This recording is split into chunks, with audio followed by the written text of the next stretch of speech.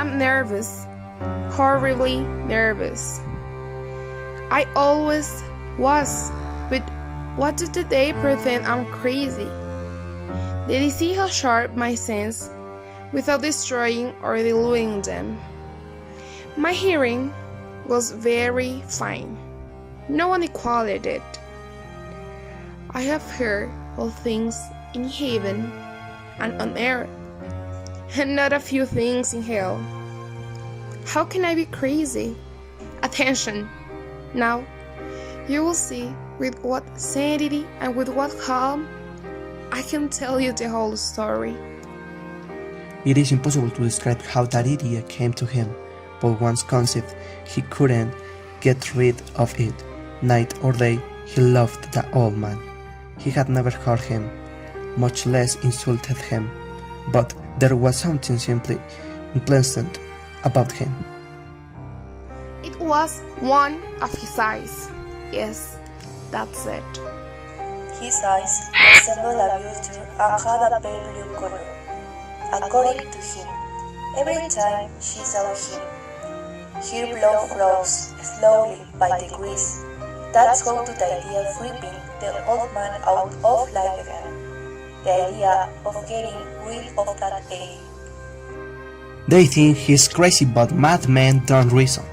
If they had seen with what judgment he proceeded, with what tact and foresight, and with what dissimulation he put his hands to work, he had never been so keen to the whole man as during that week before the murder. Every night about 12 o'clock, he slowly opened his door, and when the door was open wide enough, I put my hand in, and then my head. In my hand, I held a light covered over with a cloth so that not light show. And I stood there quietly. Then carefully I lift the cloth just a little, so that a single thin small light fell across the eye. For 7 nights I did this, 7 long nights. Every night at midnight, always the eye was closed, so that was impossible for me to do the work. For it was not the old man I felt I had to kill, it was the eye, his evil eye. At every morning, I went to his room, and with a warm, friendly voice, I asked him how he had slept.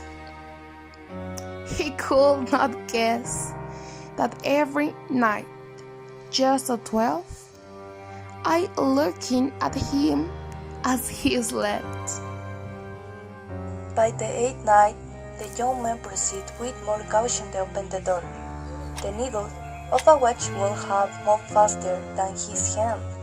His skills and sagacity were more developed than ever, and he could barely suppress the thrill of his triumph to think that he was there opening the door little by little, and that he could not even dream about his actions. That idea made him smile, and perhaps the old man his like loud. For at the moment he moves, and he awaking.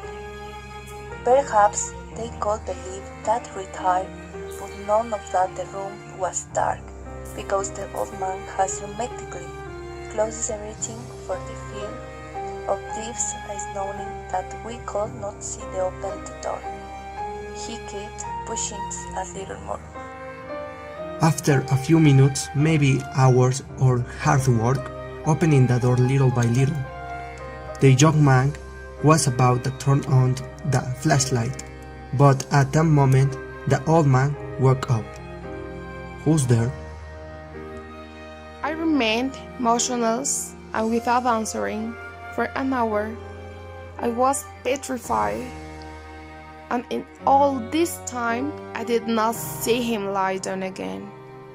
He continued to sit and listen, as I had been during these 4 nights. But suddenly, some kind of weak complaint that I recognized was alive, a deathly savor.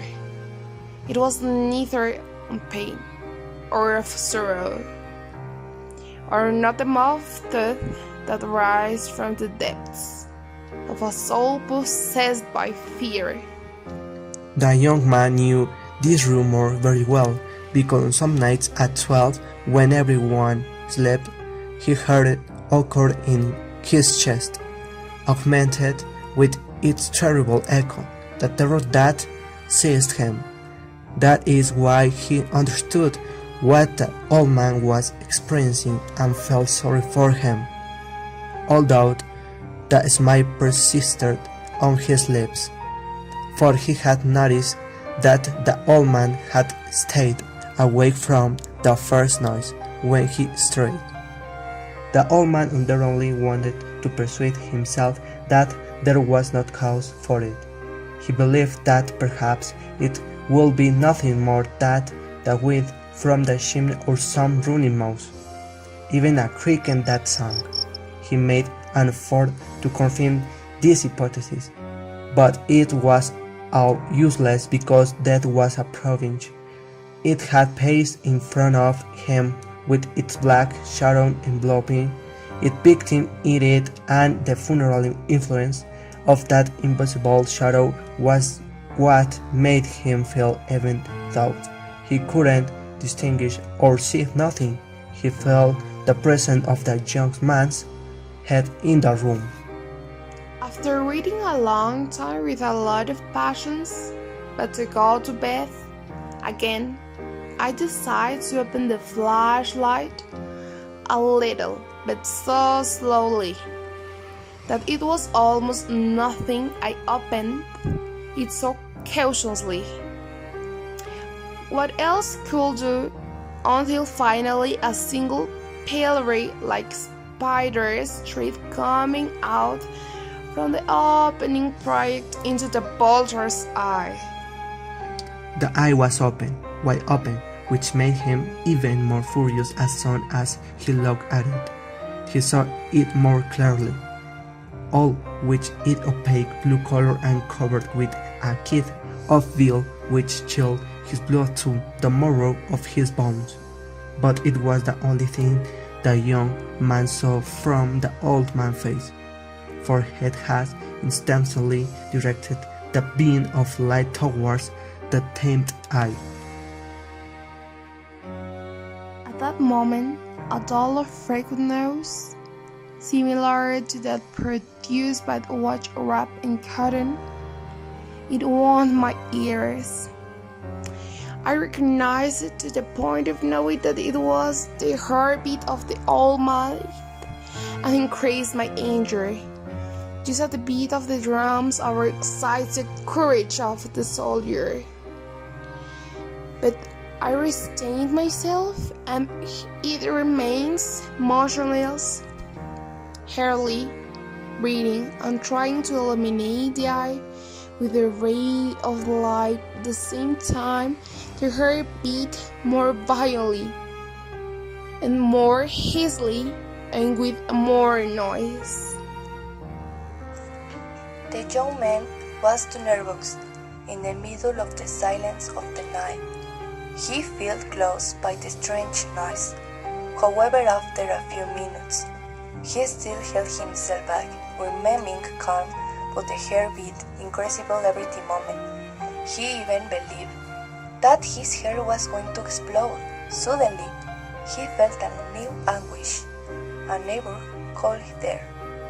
The old man last heard has a rib, so the young man opened the latrine and the old man entered the room, only letting out the cry only one. In an instant, he threw him to the ground, laughing at saying his task so too fast.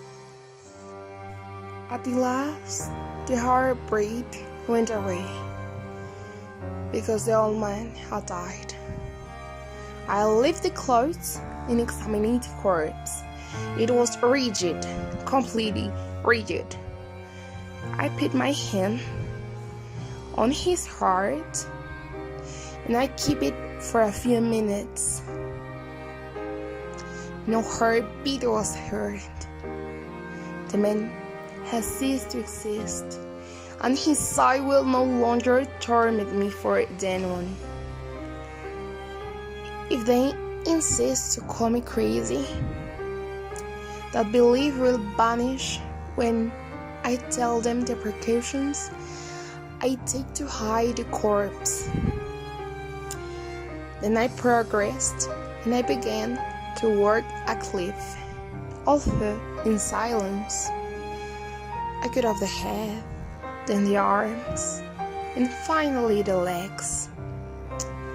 I immediately ripped 3 boards from the floor of the room. I deposited the mutilated remains in the hollow spaces and replaced the boards with such skill and dexterity that not human eye could have discovered anything in particular. It was not necessary to wash and stain, thanks to the prudence with which I proceeded. After the operation, at around 4 in the morning, it was still as dark as midnight. When the clock showed the hour, there was a knock on the front door, and his young man came down more calmly, for what could he fear? A while before, they had told me about the police station, because I was patrolling the streets with my partner. They had told me that they had reported a scream, so I decided to go to the house where, according to the report, the scream had occurred. I knocked on the door, and they took a few seconds to open it. It was a young man who looked calm. Despite the time, he did not seem to have been sleeping. Come in, please. Hello, excuse the hour, but we have been reported of a scream coming from this house. Is everything okay? Sure, I screamed. I haven't been able to sleep well because I had nightmares. He was not convinced, but that young man looked so calm that we decided to believe him.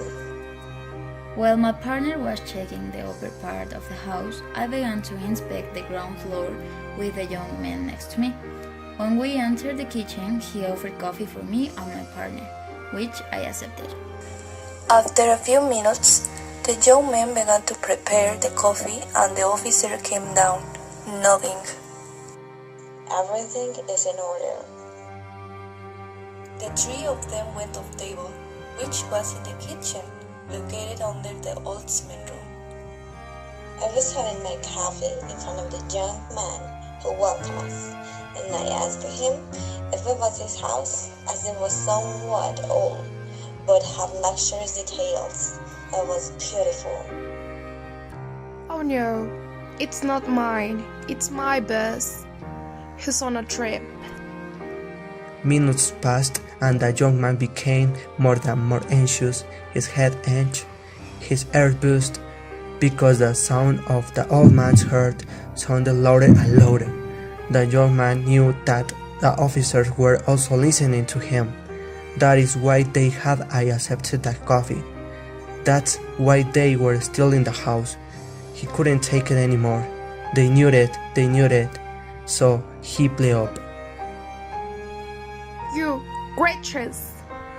I shouted. Don't hide it anymore. I confess a crime.